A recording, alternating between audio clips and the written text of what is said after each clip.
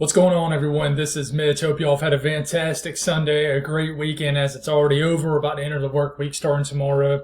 And listen, the tropics is as active as they've been the entire hurricane season. We're still pretty early in the season, but it's very active, very, very active. And we have a lot to talk about. So before I get deep into this video, if you really want to know what's going on altogether, the great big picture, then stick around in this video. I'm going to talk about Fred first, going to talk about Grace, and I'm going to actually talk about this spin up here, which could possibly be Henri here in the next 24 hours. So yes, it could potentially be 3 storms out here. There's also a disturbance right between Grace and Fred that's not really being mentioned by the National Hurricane Center, but we're not going to talk about that. But very active. This is what could potentially be Henri right here. It's labeled 96L Invest, and then you have Tropical Depression Grace, which was downgraded from a tropical storm. But let me tell you, it might not be a tropical depression very long. It's probably going to turn around and be re-upgraded to a tropical storm potentially here in the next day or so. Then you have Tropical Storm Fred, which is on its way to the Panhandle of Florida, and it's gradually strengthening.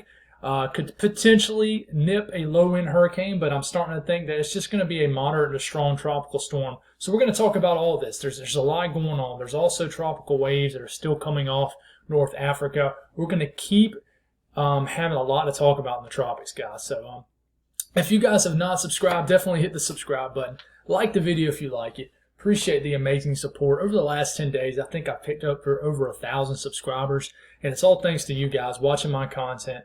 Thank y'all. I know that my setup probably isn't the most appealing setup out there out of everybody's. Unfortunately, my broadcast only goes in 720, and it's because I don't have a high-end computer. One of these days, I'm actually going to take a picture of my setup, and it's going to blow y'all's mind and be like, dang, that's the only setup you got. In the future, when I'm able to put the money I make off YouTube back into my product, which I'm not quite there yet, then I'm going to be able to upgrade my stuff. I'm also a storm chaser, so I get out there in the nitty-gritty of things and I storm chase. It's just I'm not making enough off doing this to really put towards it, if you mean. There's also, so there's a way to actually donate to what I do here in my PayPal and my bio, so it's not a big deal at all. Trust me, I don't even like to bring it up. It makes me feel uncomfortable, but there is a link down there in my PayPal. If you ever feel donate a little bit of money here and there, it's definitely appreciated, and it all goes to trying to improve my setup, storm chasing, and things like that. So thank y'all for the amazing support. I'll stop babbling here. Let's look at the latest update from the 5 p.m. I don't have the 8 p.m. update because that is currently future tense for me right now as I'm making this video just after 6 p.m. So some things might change by the 8 p.m. update. We have a 70% chance of this 96L Invest developing into a tropical depression. Who knows, by the 8 p.m. update, this might be labeled a tropical depression. They might call this Tropical Storm Henri. It looks pretty good. It's just northeast of Bermuda, and this is going to cause some nasty weather for Bermuda. I always struggle with that word. Over probably the next 1 to 3 days. That's actually going to spin around the island. It's going to be kind of crazy here. It's going to actually rotate around high pressure and then get kicked on out deep into the North Atlantic. You have Tropical Depression Grace. It's been downgraded at the 5 p.m. update. But let me tell you, there's some interesting things to talk about Grace. So stay tuned if you really want to know about what's going on with Grace. There's been a lot of talk on its long-term scenarios as it gets into the Gulf of Mexico about how it could potentially become a hurricane. We all know that the Gulf of Mexico is like a bathtub right now, right? So, conditions as far as sea surface temperatures are definitely prime for hurricane development. We also have Fred, which has been upgraded to a 45-mile-per-hour tropical storm from a 40-mile-per-hour tropical storm. Potentially can get upgraded to a 50 to 55-mile-per-hour storm here in the next couple of updates before it makes landfall in the Panhandle of Florida sometime tomorrow. It's actually speeding up a little bit, so I think it's really going to be impacting the Panhandle as early as tomorrow morning and afternoon, really. So we check out Fred. We're going to talk about Fred first. Give this a minute to get going. We had a big-time explosive convection blob that popped up here. It's since kind of diminished, but it looks like there might be another convective burst going on here shortly. But earlier today, the low-level circulation showed itself under the higher cloud tops and the mid-level circulation, the mid-level convection that's blowing up. So we really got to see Fred's low-level circulation, which is what you look for a decently healthy tropical depression or storm or even hurricane. That is one thing you definitely want to look for, is a closed low-level circulation. But there's nasty weather impacting areas of Florida already this evening, and it will continue to do so overnight. You look at this and you say, dang, well, this is going to make landfall in the Panhandle of Florida tonight. Well, I really think that it's going to speed up even more. I think that landfall might occur in the Panhandle of Florida somewhere between, I don't know, Panama City, Mexico Beach area, over to Tallahassee is going to have some nasty weather. But somewhere in this area right here, it's going to make landfall, and then all the areas to the east are going to have the worst weather. So you look at the path here, by 1 p.m. tomorrow, it's just off the coast of the Panhandle. I honestly think I think by 1 p.m. tomorrow, it could be making landfall. I really do. Tropical storm warnings up for a good portion of the Panhandle of Florida, including areas that I just mentioned, like I think Pensacola. I think it covers Pensacola, but it covers areas like Panama City, Mexico City, Mexico Beach, places like that. Kind of the same areas that really were affected by Hurricane Michael. But this is going to pack a pretty quick punch. Tropical storm winds are definitely expected, and they bumped up here. The chances for tropical storm force winds, 70 to 80% chance, nipping the coastline now. And so I'm really looking at you, Panama City. Geez, and let me slow down and talk a little bit more correctly. But Panama City, you guys really could get hit by some nasty weather here. And y'all actually probably had the biggest chance, probably Panama City points east into Mexico Beach area. I'm going to try to say this, Apalachicola. You guys go on and correct me in the comments. I'm not an expert at spelling these crazy names that they decide to name towns here in Florida. But those kind of areas right there stand the chance, again, the nasty kind of inner core bands in the center of the circulation of Fred. So tropical storm force winds can be in these little outer bands also, even to the east of the circulation. You look at the rainfall, it's actually went down a little bit, but still some heavy rainfall expected all the way from the coastal areas of the Panhandle of Florida up through just east of Montgomery, Alabama. And then places like Atlanta could get 2 to 4 inches of rain between now and about Wednesday morning. And then the Appalachian Mountains could get a lot of rain in the upstate of South Carolina, and definitely the triad of North Carolina could see several inches of rain. It's going to be a very rainy week. That mixed with a stalled out frontal boundary up towards North Carolina and Virginia is going to really create some flooding conditions or potential. It's actually bumped up to a 3 to 5 foot storm surge. I think the storm will probably make landfall right around in this area, but the nastiest weather on the east side of the storm is going to press the ocean and storm surge definitely more on this area of Florida over here, closer to the Big Bend of Florida. You look at the latest GFS, it actually looks a little bit stronger. It has this thing really deepening as we get into tomorrow afternoon, and drops at a sub 1,000 millibar low pressure storm here, which you would think, hey, that's flirting with a hurricane. And it might. I've been mentioning it the last several days that you can't totally discount a hurricane in this area. So you got to watch out, especially if it makes landfall right where this is showing. That would bring some really nasty weather in areas like Panama City. So if anybody's vacationing down there this week, watch out. It's going to be a nasty day tomorrow for weather, and then overnight tomorrow for sure. And then there's going to be a tornado threat to the east quadrant of the storm, so you have to watch out here. You look at something like the HWRF model, and I'm only showing this because really it does a great job of showing where the heaviest precipitation is. Here's the system. It's starting to strengthen as it's getting into wee hours of the overnight into tomorrow morning. You get into tomorrow morning, and check it out. The HWRF model, I kind of am leaning towards this model as far as the time frame.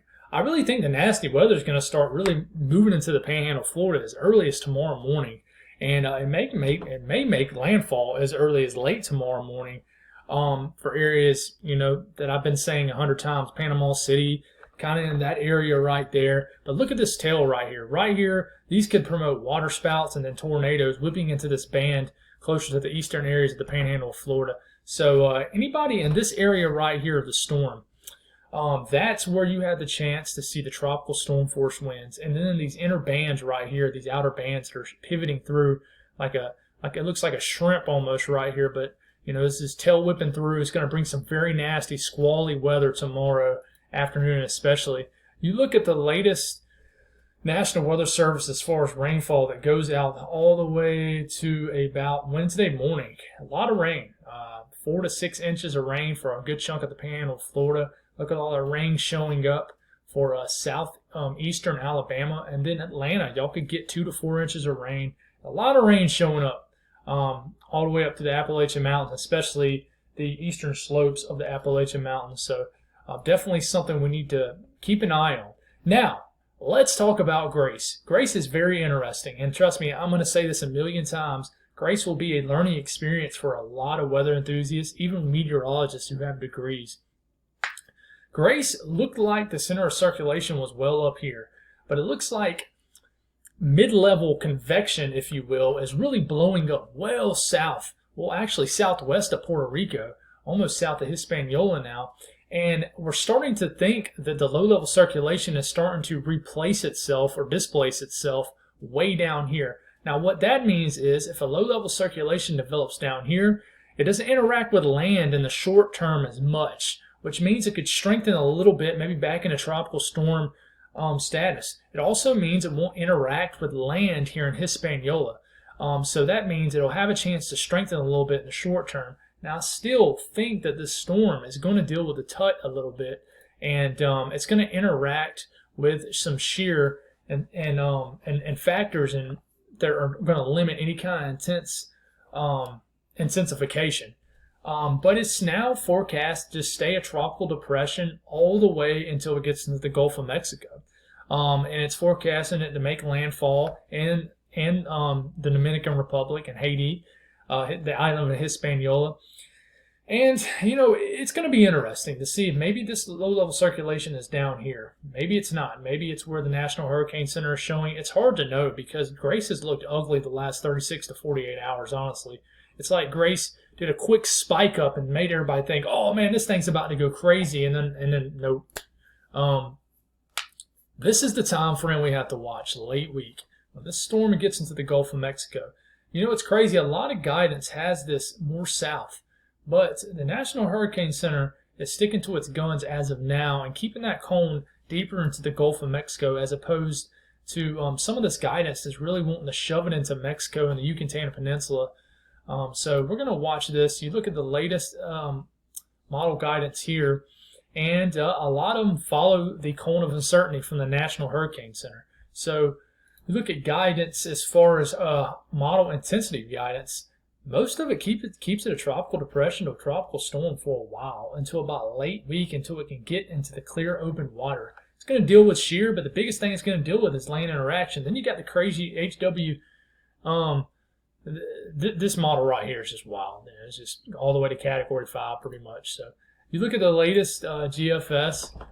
You back it up here. Let me back it up. All right, here we go. So the GFS takes it right over the island of Hispaniola.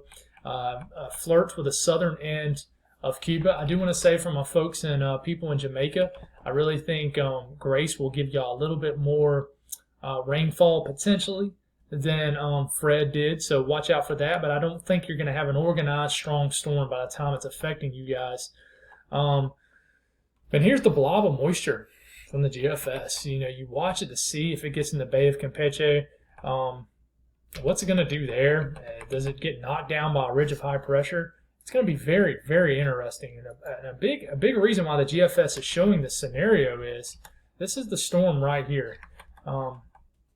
Follow this little indentation right here as we're moving forward. This is the energy from Grace. Grace is moving here. Then Grace kind of reforms just off the eastern coast of the Yucatan Peninsula. But you see this dark red? That is big-time ridging over the southeast. So if that happens, nothing can really steer into this. But one thing I want to mention, when ridges of high pressure show up like this, a lot of times they don't end up quite verifying as strong from what I've seen. And a lot of times, if you can get a stronger system that maybe forms right here, it's going to round the southern base of that ridge of high pressure a little bit more than what models may show. So my thinking is, if you can somehow get a stronger storm right here, I think it's going to hold its own and ride a little bit more north as opposed to getting shoved into Mexico and Central America. Don't hold me to it, but I really think that's the case. But let me tell you, if this ridge of high pressure ends up not being modeled as strong or ends up verifying not being as strong, then you can have a dangerous situation where this can get in the Gulf of Mexico and Grace can all of a sudden come alive and breathe.